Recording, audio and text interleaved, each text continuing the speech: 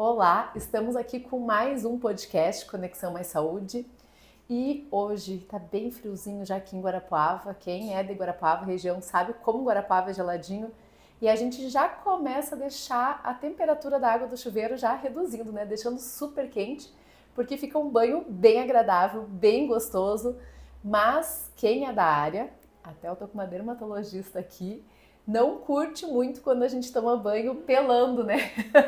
Então eu brinquei pelando porque a gente vai deixando, vai diminuindo, a água vai ficando mais quente, né? Então o Conexão Mais Saúde de hoje é sobre cuidados com o cabelo, especialmente no inverno, com a pele facial, que também a gente tem que ter cuidado maior, com as mãos e com toda a pele em si. Nossa convidada é a doutora Luara Cabral. Muito obrigada pelo convite, Kerlin. Está sendo um prazer estar aqui passando um pouco do meu conhecimento para vocês. Prazer ter você aqui no podcast Conexão Mais Saúde. Né? Cada vez que eu trago um médico aqui, eu falo, ai, que bom, porque eu sei como a rotina de vocês é corrida. Sim. E que bom ter esses 45 minutos, pelo menos, a sua atenção e para trazer muito conteúdo para os convidados que estão nos acompanhando, né? O pessoal que está nos acompanhando no Conexão Mais Saúde. A gente leva muitos cortes para o Instagram da Revista Mais Saúde.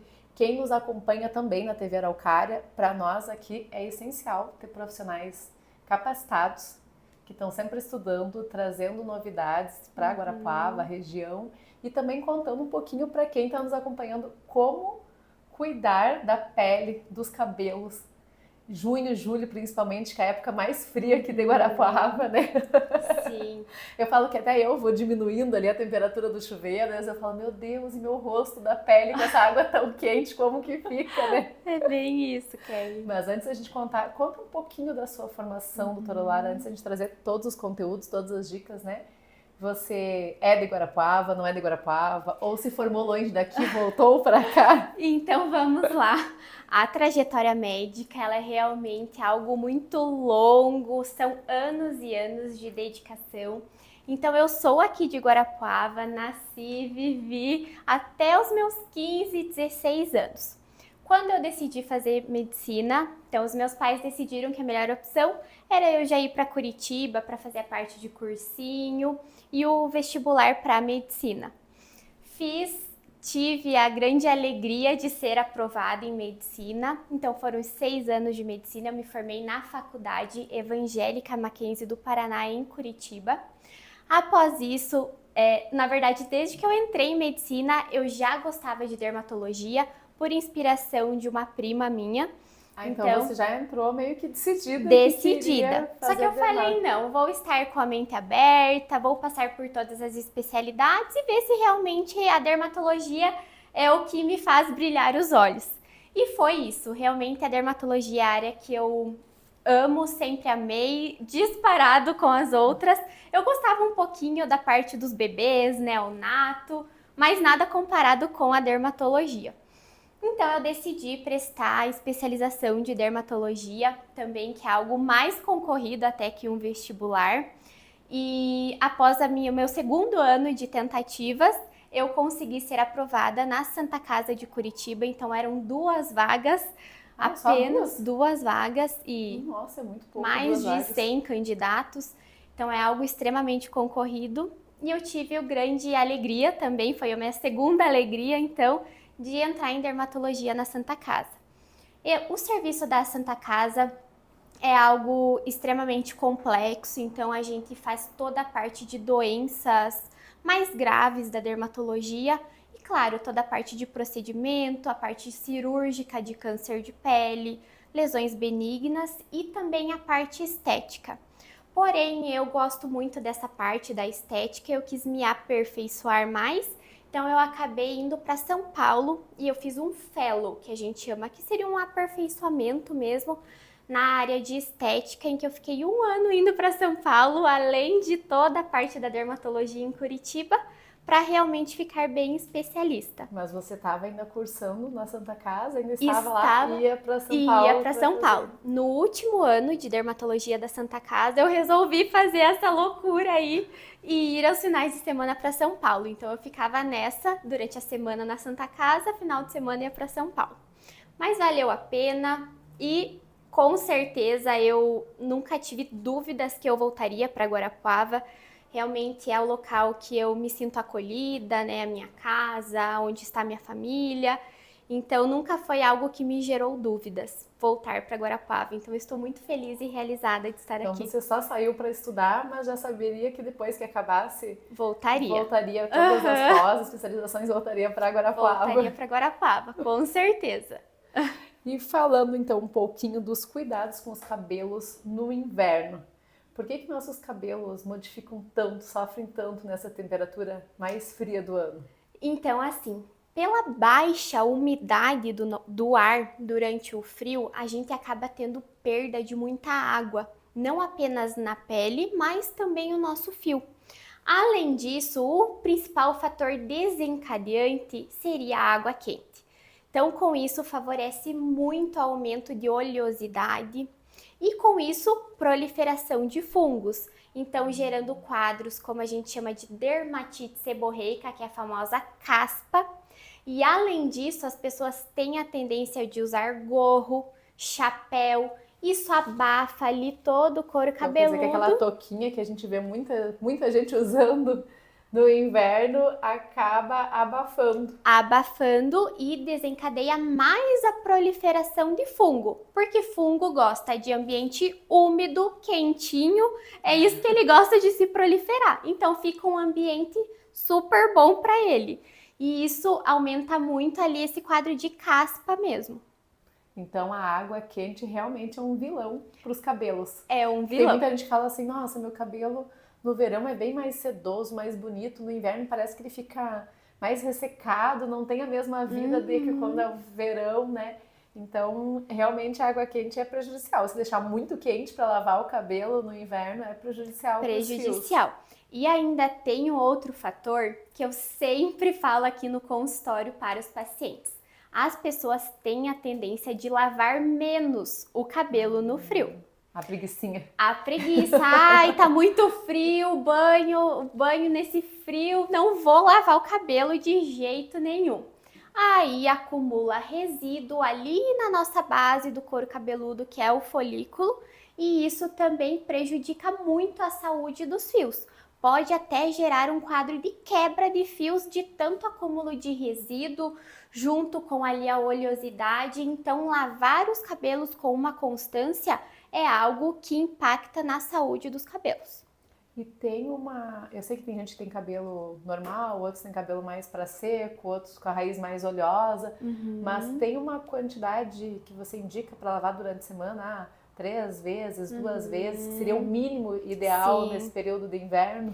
Para cabelos oleosos, tendência à oleosidade, o ideal é lavar todos os dias. Lavar todos os dias não aumenta a queda de cabelo. Eu ia te perguntar isso, porque muita gente fala, eu tenho medo que vou perder muitos fios, vai cair meus cabelos. O que acontece, Kelly? O nosso cabelo, ele passa por um ciclo natural de crescimento e queda. Todo mundo tem esse ciclo, é o ciclo do cabelo. Porém, ao lavar todos os dias, acaba que você acaba ali retirando aqueles fiozinhos que já estão soltos e que estão para cair. Então não é que vai cair. Não é que vai cair. Ele já iria cair normalmente pelo ciclo natural do cabelo. Porque tem que cair para nascer cabelos novos. Isso é natural. Então é algo que as pessoas têm a impressão de que está aumentando a queda, mas não. Apenas ali pelo manuseio durante o chuveiro, você acaba desprendendo o cabelo que normalmente já iria cair. Então isso é mito. Então, voltando à pergunta com relação aos cabelos oleosos, o ideal é lavar todos os dias. Para cabelos cacheados, aquele cabelo afro, pode ser dia sim, dia não, então dias alternados, que são cabelos mais secos, não tem problema. Mas menos que isso, já causa um dano ali no folículo. Então, mesmo quem tem o cabelo molinha, que a gente chama desde aqui, seria um dia sim, um dia não. Um dia sim, um dia não. Assim, para manter o cabelo de uma maneira saudável. E que nem o meu, que tá ondulado, não é bem cacheado. Eu falei, mas agora que eu tô deixando ele natural, tá ondulado, seria a mesma coisa? Um dia sim, um dia não? O seu cabelo, pelo que eu percebo, a tendência não é ser muito oleoso. Não, ele não é. Não é, né? Então... Porque às vezes ele aguenta, assim, eu acabo lavando geralmente segunda, quarta e sexta. Que é os dias que eu vou pro crossfit, eu suo bastante, aí eu já tomo banho e lavo. Geralmente eu lavo esses dias, segunda, quarta e sexta. Mas mesmo sábado e domingo, que daí domingo já fica um dia a mais, ele não fica oleoso, Não sabe? fica. Tipo, ele fica bem normal, assim, sabe? E tem gente que se fosse oleoso, no sábado já ia estar com a raiz oleosa. O meu né? caso é extremamente oleoso. Meu cabelo é muito fino e oleoso, então é todo dia que tem que ser lavado. No seu caso, eu indicaria então você fazer dia sim e dia não. E algo importante que você citou é com relação à atividade física e suor. Então, o cabelo tem que ser lavado. Não dá pra deixar aquele acúmulo de suor ali no couro cabeludo. E eu, pelo menos, eu suo, não sei, né? Provavelmente as pessoas, cada um vai ter um jeito, mas eu, quando eu faço atividade muito intensa, eu suo muito bem aqui assim, que é bem essa parte da região que a gente fala da franja, né? Bem aqui, mas muito assim, fica muito, né?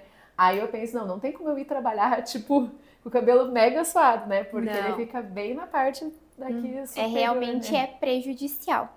E outro fator importante, com relação ao frio, as pessoas tendem a usar mais chapinha e secador de cabelo. Né? Então, assim, a principal orientação com relação ao secador é manter uma distância pelo menos de 15 a 20 centímetros da cabeça, deixar longe, e protetor térmico é obrigatório.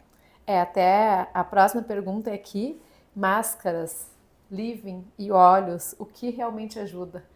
É meio difícil porque eu acho que no YouTube a gente não pode falar o nome, né? Muita gente quer saber o nome dos produtos que você indica, né? Ou para cabelo oleoso, ou para cabelo seco, né?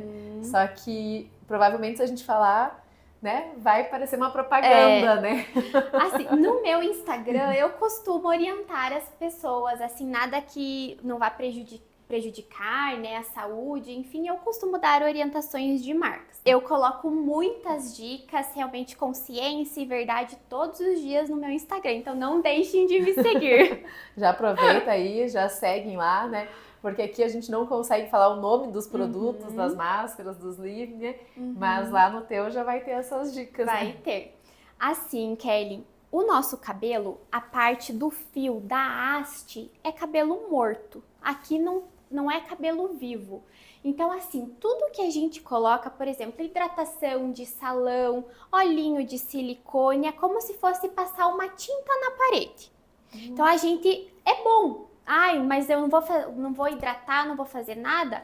Não, você vai, porque a gente consegue mascarar, colocar uma maquiagem nos fios e isso torna ele mais bonito, mais brilhoso. Esse é o motivo de usar óleo, de fazer as hidratações. Não é, realmente você não vai estar hidratando o seu cabelo, você vai estar mascarando. Nossa, e eu uso bastante, não sabia disso, porque depois que eu deixei meu cabelo ondulado, eu uso bastante óleo, uso máscara também, às vezes misturado um pouquinho com olhinhos, bem daqui pra baixo. Pra baixo, porque a parte viva do nosso cabelo, igual eu falei, o ciclo capilar, tudo que acontece no nosso cabelo tá aqui dentro, tá aqui na saída da haste do fio.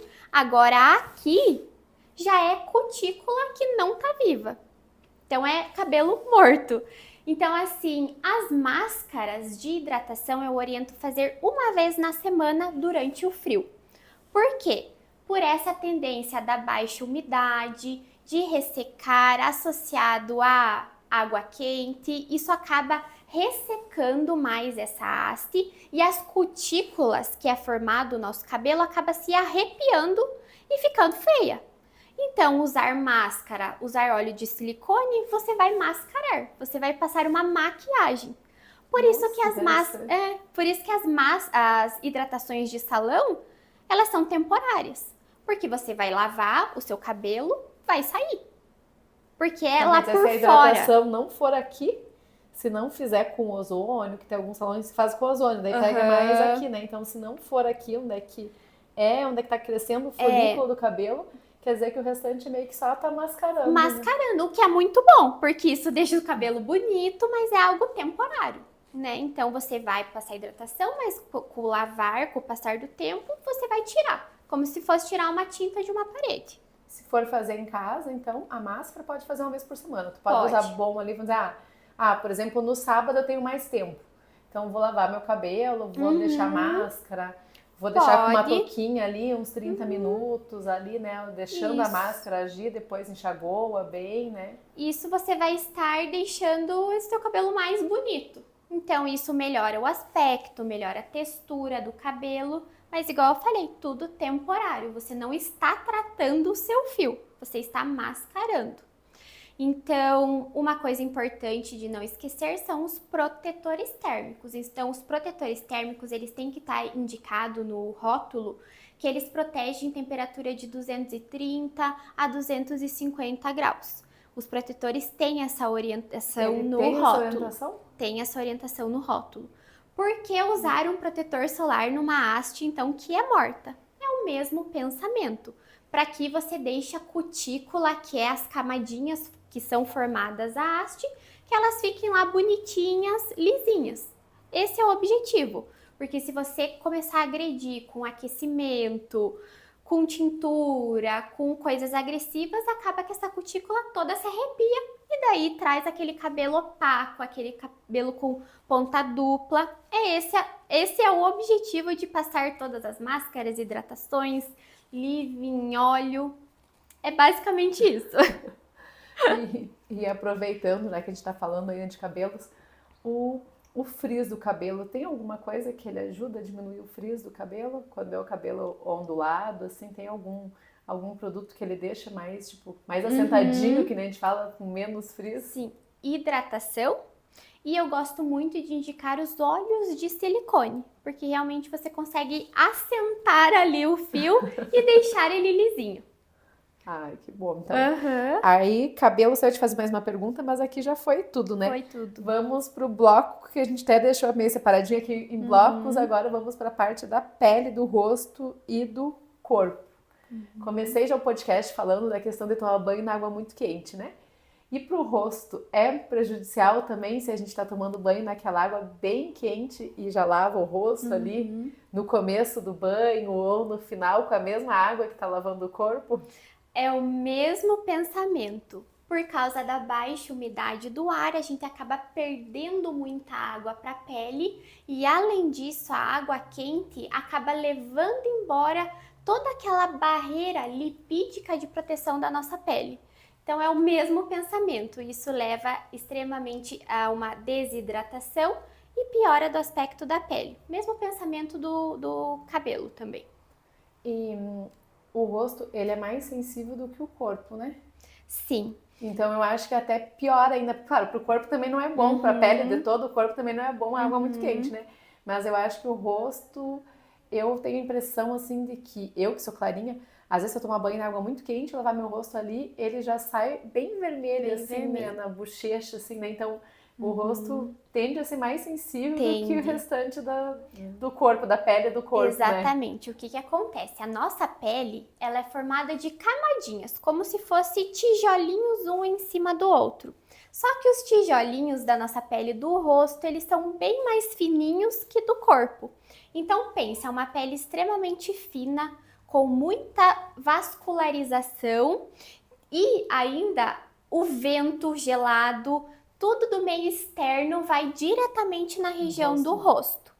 Então, isso é um conjunto de fatores que levam à piora, principalmente da região do rosto. Então, tanto por ele ser fino, quanto pela extensa vascularização e também que ele recebe diretamente os agentes externos. E aí, se pensar, realmente vai pegar o sol, vai pegar os dias que tem muito vento, vai pegar o vento direto, né? E se você pegar principalmente na região da pálpebra, se você sentir, olha que pele fininha. Então, por isso que a região ao redor dos olhos, ela é uma área bem sensível. E tem essa tendência a piorar durante o frio. Até o protetor nem tava aqui ainda, mas já me veio da gente falar do protetor solar, porque muita gente fala assim, ai tá, mas tá frio, e esses meses, tá, às vezes tem dias que nem sai sol, tá um dia cinzento, e eu nem uso protetor, eu economizo o protetor em junho e julho, né? O que você, como dermatologista, doutora Lara, fala disso, das pessoas que pensam, principalmente um dia que tá nublado, inverno, em não usar protetor? Isso é questionado todos os dias aqui dentro, principalmente em Guarapuava. É uma das principais perguntas? Principais perguntas. E o que eu respondo? Gente, se é dia, É porque tem sol. Se tá nublado, se tá chovendo, se tá um dia lindo como hoje, não importa. Se é Hoje dia... a gente tem o sol, né? Hoje ele tem o solzinho, Hoje né? tem o sol, mas não importa. Pode ser aquele dia mais chuvoso e nublado. Se é dia, é porque a radiação solar está entrando. Então, precisa do protetor solar. Claro, a radiação ela é menor, porque tá o tempo nublado, então acaba entrando chegando menos radiação, mas ainda está chegando. Então não tem desculpa. Não tem desculpa. Outro fator importante, já que a gente está falando de protetor solar. Muitas pessoas, após a pandemia, começaram a trabalhar em casa. E falaram, eu só fico em casa. Tá, mas você fica em casa numa sala toda fechada, sem uma janela aberta? Geralmente não. Geralmente a pessoa tá com a janela aberta, a persiana aberta, enfim. Então, está passando a radiação solar. Então, preciso usar mesmo em casa. Então, não tem desculpa. Mesmo trabalhando não home tem office, desculpa. tem que usar o tem protetor, que usar. Né? E não tem desculpa, porque hoje em dia tem em spray, tem em pó, tem stick, que são aqueles bastõezinhos. Então, não tem desculpa para não usar o protetor solar. E a luz azul, que muita gente trabalha na frente do notebook o dia todo, manhã e tarde, ou até mesmo com o celular, né, mexendo no celular, respondendo o cliente, a luz azul também é indicação de usar o protetor solar para as luzes do notebook, do celular? Então, assim, Ou essas luzes que a gente até fala, essas luzes artificial, que a gente mesmo no escritório, em casa, a gente deixa ligado, né, para leitura, para trabalho. Muitos estudos mostraram que a luz do celular e do computador até não é tão impactante. Porém, as lâmpadas, elas são prejudiciais, principalmente para quadros de mancha.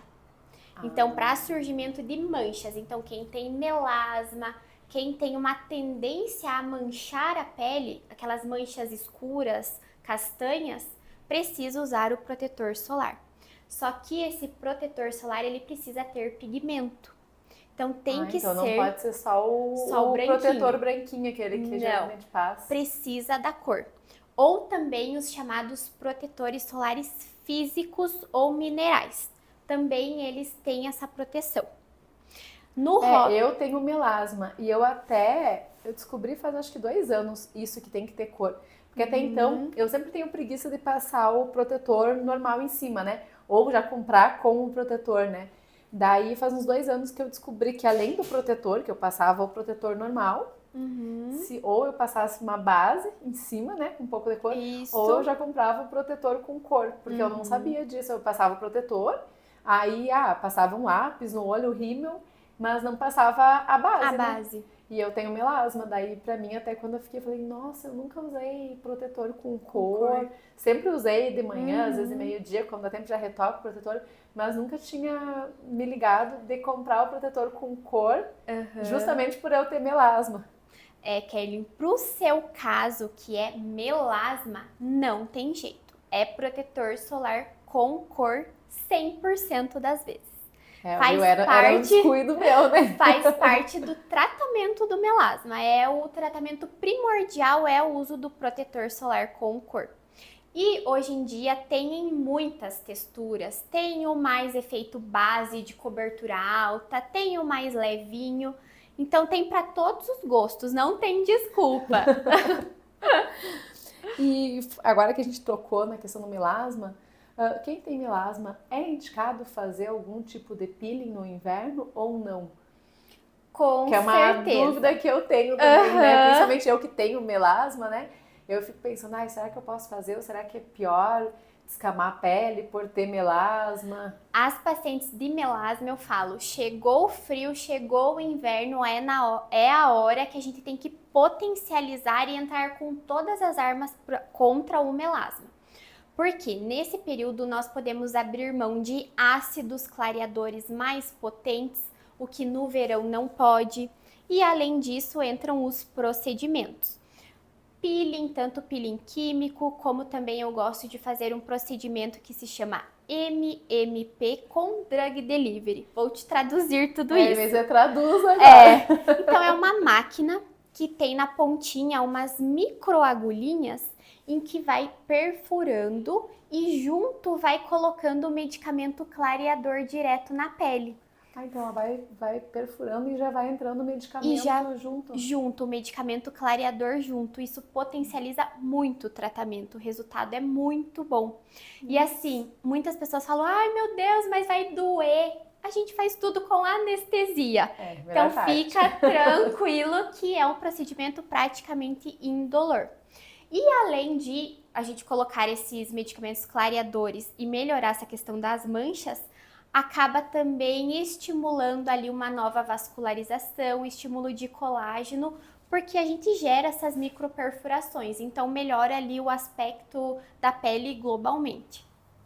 Nossa, esse tratamento eu não conhecia. É bem legal. Né? Bem legal. Então, além de tratar, vai melhorar até o colágeno da pele por já estar trabalhando essa parte com medicamento, né? É excelente. Que legal. E tem algumas, até mudando um pouquinho não só do rosto, mas geralmente no cotovelo, no joelho também, ou até mesmo nas mãos, às vezes tem pessoas que saem bastante rachaduras perto das unhas por causa do frio. Tem algum creme corporal, um hidratante que ajuda essas regiões que geralmente a pele parece que fica mais ressecada por causa do frio, a não ter rachaduras no inverno? Agora eu vou entrar num assunto sobre veículos. O que é isso? O veículo de um produto é como se fosse o que está carregando a substância, ou seja, é o caminhão ali que está carregando o ativo do produto. Quais são esses veículos? Creme, sérum, loção, gel creme, e isso impacta diretamente no resultado ali do tratamento. Por quê? No frio, eu sempre indico o uso de cremes, porque eles tendem a ser mais espessos, mais densos e dessa forma geram uma hidratação melhor. Diferente, por exemplo, das loções e dos sérums. As loções e os sérums já são mais levinhos, mais fluidos, então não trazem aquela hidratação que a gente precisa para o frio. Então, o hidratante é o que é mais espesso, mais grossinho, assim, quando pegar mais espesso. O sérum, ele é mais líquido. Isso, o hidratante, então, ele pode ser em creme, em loção, em sérum. No frio, eu indico o uso de creme, que é o mais grosso, mais espesso. Não vou citar marcas, mas geralmente na farmácia são os potões. Os potes grandões. Os potes grandões que geralmente são em creme, numa consistência mais espessa, mais densa. Esses principalmente é melhor para cotovelo, joelho, até pés. Tem gente que tem rachadura embaixo, né, na planta dos pés, ali na parte solar dos pés, né? Então acho que até ali também, depois de um banho à noite, você passar bem esses creme cremes é melhor, densos, né? É melhor. E também eu gosto muito de indicar o uso de óleos de banho. Então, além de usar o hidratante no pós-banho, eu indico já o olhinho ali para você tomar banho. Então, já ajuda na hidratação durante o banho. E o creme, ele precisa ser usado sempre após o banho, quando a pele ainda está úmida, que é neste momento que o creme é melhor absorvido. Então, saiu do banho, já deixa no banheiro ali, já passa o creme. Outra dica também, que é uma coisa simples, mas que ajuda, ai doutora, eu não passo creme porque é muito gelado. Então vem tipo frio. Fala que é o frio, que quer colocar roupa, né? Veio frio no inverno, já quer me vestir. O que eu falo? Deixa o pote do creme um pouquinho na frente do aquecedor. Uns 3 minutinhos, para ele ficar morninho e você passa ali tranquilo, não sofre com frio. E até falando algo bem simples, mas acho que é legal deixar para quem está nos assistindo, seja no YouTube, na TV Araucária, o olhinho que tu usa no banho, é legal você passar um pouquinho antes de sair? Por exemplo, passar o óleo, dar mais uma enxaguadinha e sair? Ou você recomenda só usar o óleo e não dar aquela enxaguada? Quando é óleo corporal, assim, que tu usa já no próprio chuveiro ali. Pode enxaguar. Dá pra passar, dar mais uma enxaguadinha, daí sair. E hoje em dia nós temos óleos de banho que eles até formam espuma. de algumas marcas específicas. Nossa, eu não sabia Que que o meu até não forma, assim, bom O saber. povo brasileiro gosta de sabão que faz espuma. Porque senão acha que não tá resolvendo nada, né? resolvendo. Então, as marcas estão formulando os óleos que você passa e vai... Claro, não é aquela espumona, mas vai fazendo uma espuminha. Que interessante, eu não sabia que já Bem tinha uma legal. espuminha. Tem. E o que você falou faz sentido, né? Porque o pessoal quer, mesmo que é um óleo, o pessoal quer que seja mesmo o efeito do sabonete líquido, assim, que vai passando e já vai ficando aquela espuminha, né? E já que a gente tá falando em sabonete, Kelly, uma orientação... muito bem. Até questão de sabonete para rosto e para corpo. Precisa ser diferentes?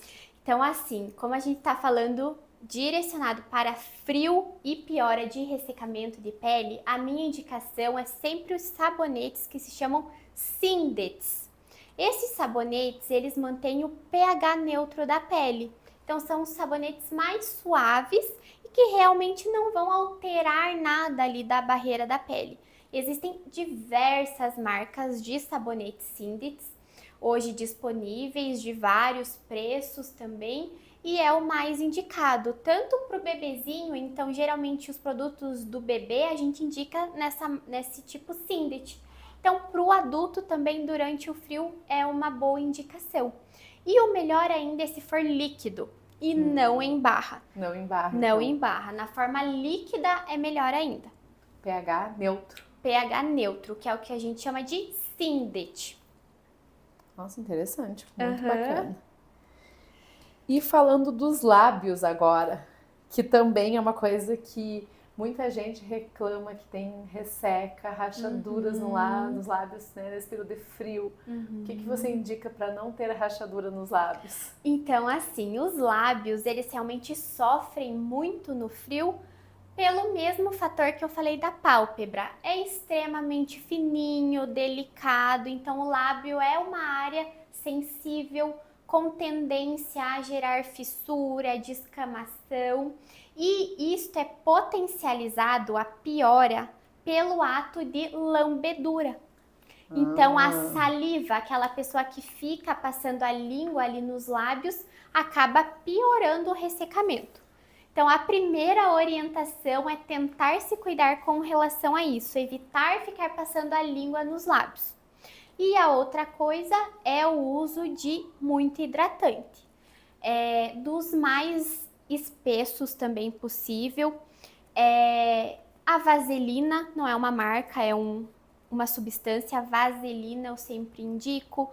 Ou também produtos à base de glicerina, pantenol, niacinamida. São todas substâncias hidratantes. Até eu ia te perguntar, né? A gente geralmente até fala que a manteiga de cacau funciona mesmo. A manteiga de cacau... é a que eu acho que o pessoal mais utiliza no frio, é a manteiga de cacau, né? Então, assim, ela serve para fazer uma película ali de proteção. Fim. Só isso. É só uma película ali. Uma película de proteção. Realmente ela não traz aquela hidratação que a gente precisa para o frio. Então, assim, se você tá com o lábio que não tá com aquelas fissuras, aquela descamação importante, ela até ajuda a proteger ali contra o vento por formar essa barreira. Agora, se já tá com um grau maior de fissura, descamação, irritação, daí eu já indico outros produtos mais potentes no quesito hidratação. Até se puder repetir os que você indica, porque eu acho que isso é uma dica muito importante, né? Quando o pessoal já tá com rachadura, né, para não ficar colocando a língua ali, tudo. Eu acho que é bem importante a gente repetir pro pessoal que tá nos acompanhando, né? Então, produtos que vocês leiam no rótulo que apresentem glicerina, óleo de semente de uva, niacinamida, pantenol. Então, são todas substâncias que ajudam na hidratação. E esses produtos, quem gosta de usar batom todos os dias, né, especialmente as mulheres, passa antes e dá para passar o batom normal em cima. Sim, dá para ser feito isso também. Mas hoje em dia também existem várias marcas que já dão aquele efeito de gloss que já fica bonito. Então tem opções bem legais disponíveis no mercado que que nem precisa precisa. batom, tu passa, já tem Já tem a hidratação. Já tem a hidratação, né? Tem alguma dica caseira, assim, segura para quem está nos assistindo e quer fazer em casa em relação à proteção dos lábios? Olha, o óleo de coco, ele até pode ali fazer uma película, uma proteção até certo limite. Então, se o lábio não tá com uma fissura importante, o olhinho de coco pode ajudar. Mas também, então, tem até um certo limite. A partir dali já precisa de um produto direcionado. E a questão da pele do corpo no inverno? Tem algum cuidado, assim, que você gostaria, alguma coisa de redobrar os cuidados, né? A gente falou principalmente da pele mais sensível, que é do rosto, né? Então, do corpo, você como dermatologista, né? Que eu falo, tem muita pele para cuidar, né? Bastante. Tem algum cuidado também que você gostaria de deixar para o pessoal nesse período mais de friozinho agora? Então, eu acho que o importante é realmente fazer a dupla hidratação. O óleo de banho que a gente conversou, saiu com o corpo ainda úmido, passa o creme, não loção, o creme. E principalmente focar para aquelas áreas que ficam mais expostas ao vento, ao frio. Então, a região dos braços, da canela ali da perna. Então, e as áreas que também são propensas a ficarem mais espessas, cotovelos, joelhos, são todas áreas que precisam de uma hidratação. Então, no frio, as pessoas tendem a deixar isso mais de lado. Então, acabam aumentando a temperatura da água e deixando a hidratação de lado. E algo importante que eu gostaria de comentar também com relação à região corporal é que as doenças de pele, elas são exacerbadas, elas são pioradas durante o inverno. Então, quadros principalmente de psoríase, dermatite atópica, nós temos piora nesse período. Então, as pessoas que têm essas doenças têm que potencializar a hidratação. Precisa. Hidratação. Eu ia te perguntar, eu peguei a água, agora até eu ia falar, né? Muitas vezes o pessoal também deixa a questão de beber água de lado, né? Sim. Bebe bem menos do que nos dias de calor. E eu acho que isso para a pele é muito ruim, né? Tem que beber muita água, né? No inverno também. O nosso corpo é um só. Então precisa tudo estar em equilíbrio. Então o consumo de água também, ele precisa estar adequado para a pele se manter hidratada. Então tudo é um conjunto de fatores para que se tenha uma pele saudável. Isso é bem importante, porque muitas pessoas me falam, eu tomo chimarrão, então no inverno eu tomo chimarrão de manhã, eu tomo chimarrão de tardinha e tomo bem pouquinha água, né? Mas a água do chimarrão faz o mesmo efeito da água. Eu falo, não, o chimarrão é outra coisa, como se fosse um chá, né? Tem que tomar água, pura água mesmo, né? Às vezes o pessoal pensa, eu tomo bastante chimarrão de manhã, bastante chimarrão de tardinha, então já tomei meus 2 litros, 2 litros e meio de água, né? Não. Mas não é, tipo, eu falo chimarrão é chimarrão, água é água. E a mesma coisa pro chá, né? Às vezes o pessoal fala, eu tomo toda hora chazinho e coisa e tal, conta como água. Não conta. Nada substitui, a água, né? É a água natural e o chá é um chá, né? Se for um chá natural, saudável, tudo bem, mas tem que tomar a água também, né? Com certeza. Nosso corpo precisa tudo estar em equilíbrio para manter pele, cabelos, unhas saudáveis. E no inverno, assim, eu não sei se vem mais mulheres te procurar, homens, acredita que são mais mulheres. Né? Qual que é o principal procedimento, assim, que elas gostam de procurar você como dermatologista no inverno? Olha, o principal procedimento, independente da época, é o Botox. É o Botox. O Botox é assim, eu sempre digo, o Botox é a porta de entrada para o mundo dos procedimentos estéticos. Realmente não tem quem não goste do procedimento. Então esse é o primordial, assim, independente da época do mas ano. É que todo mundo quer envelhecer, eu falo que quer envelhecer, mas quer envelhecer bem, né? Com a pele bonita. Com a pele bonita. Sem muitas rugas ali, né? Eu falo, então disparado é o Botox. Porém, no inverno, as pessoas já têm essa consciência de fazer a questão dos peelings, desses procedimentos mais abrasivos, vamos se dizer, e que é mais seguro durante o inverno. Então, as pessoas tendem a buscar esses procedimentos mais direcionados agora para o frio. Doutora Luara, e os suplementos, especialmente colágeno, ele ajuda mesmo? Vamos dizer assim, tomar o colágeno? Porque é uma coisa que muita gente tem dúvida. Tem gente que fala que é muito bom tomar o colágeno e tem gente que fala que não adianta nada você tomar o colágeno, que não vai ajudar para esse efeito que a gente quer de dar uma melhorada na pele, né? Parecer aquela pele mais esticada. Então, assim, Kerlin, agora a gente tocou num assunto polêmico. Por quê? Não poderíamos encerrar esse Conexão Mais Saúde sem um assunto polêmico, sem um assunto né? polêmico. Então, assim, na medicina a gente conversa muito sobre comprovação científica. Então, assim, não há comprovação científica do real benefício do colágeno para a pele. Alguns estudos demonstraram um benefício do consumo do colágeno por via oral, se feito em conjunto com procedimentos, como por exemplo os bioestimuladores de colágeno.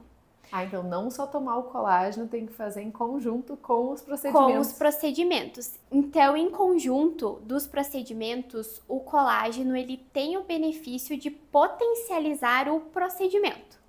E tem que ser o colágeno tipo Verisol, não pode ser outro.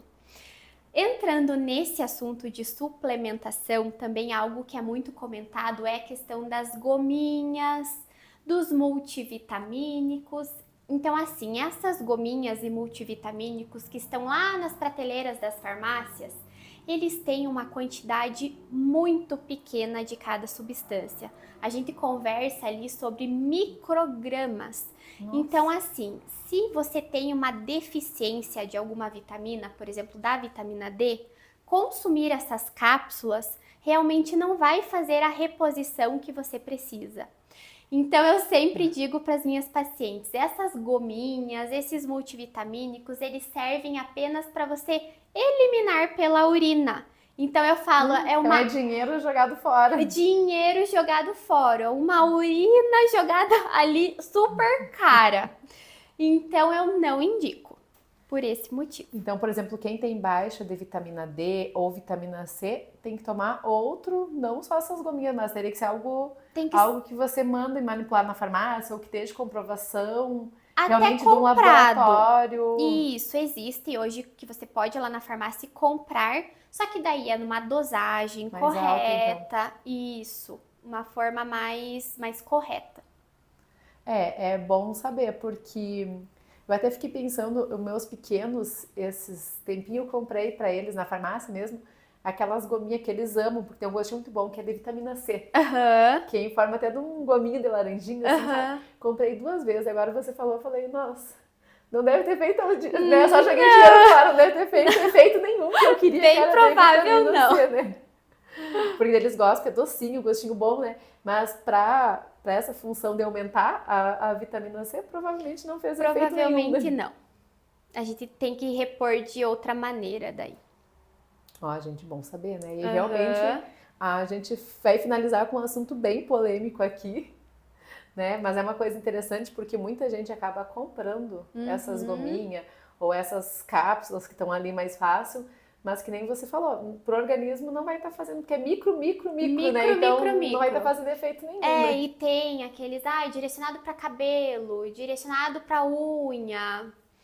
O nosso corpo, a partir do momento que você ingere alguma coisa, o nosso corpo não sabe se ele vai pro cabelo, se ele vai pra unha, para onde que ele vai. Então, realmente é algo que não tem comprovação e pela minha prática médica é algo que não muda muita coisa. Então, vale pegar algo que realmente seja comprovado cientificamente para fazer o efeito que a gente precisa, né? Exatamente. Obrigada, doutora Luara, pela sua participação no Conexão Mais Saúde. Obrigada. E esperamos você novamente aqui. Combinadíssimo. Até a próxima. Tchau, tchau. Tchau.